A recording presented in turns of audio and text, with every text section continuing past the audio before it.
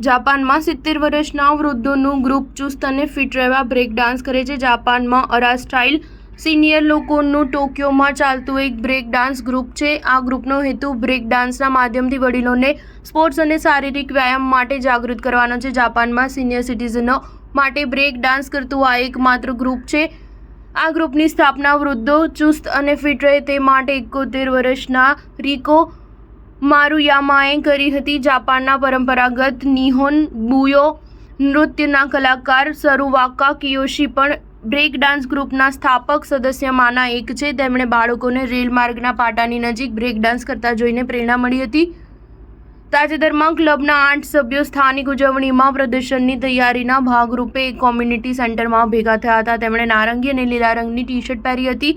Break dance ગ્રુપના વડીલોનું કહેવું છે કે તે ફિટનેસ વધી છે।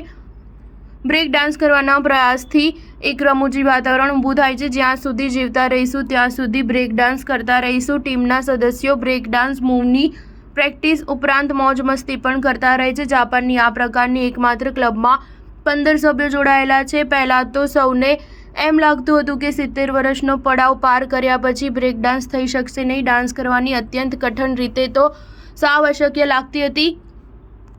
જો કે મક્કમતા ભર્યા સરળ પગલાં માંડ્યા પછી શરીરમાં ગતિશીલતા આવવા લાગી હતી। આ પ્રવૃત્તિ હવે ખૂબ જ મજાની અને દિલચસ્પ લાગી રહી છે। જાપાનમાં 65 વર્ષ વટાવી ગયા હોય તેવા લોકોની સંખ્યા કુલ વસ્તીના 30% જેટલી છે। આથી જાપાનના બીજા ભાગોમાં પણ બ્રેક ડાન્સ જેવી પ્રવૃત્તિ શરૂ થાય તેવું ઈચ્છે છે। જાપાન જ નહીં દુનિયાભરના વડીલો પણ પોતાના મનની હળવાશ માટે બ્રેક ડાન્સિંગ કરી શકે છે। વડીલોને ડાન્સ કરતા જોવા માટે કેટલાક યુવા દર્શકો પણ આવે છે। તેઓ તાળીઓ પાડીને વડીલોને વધાવી લે છે। બ્રેક ડાન્સની શરૂઆત 1970 અને 1980ના। સ્ટાર ન્યૂઝ 7 હંમેશા સચ્ચાઈની સાથે।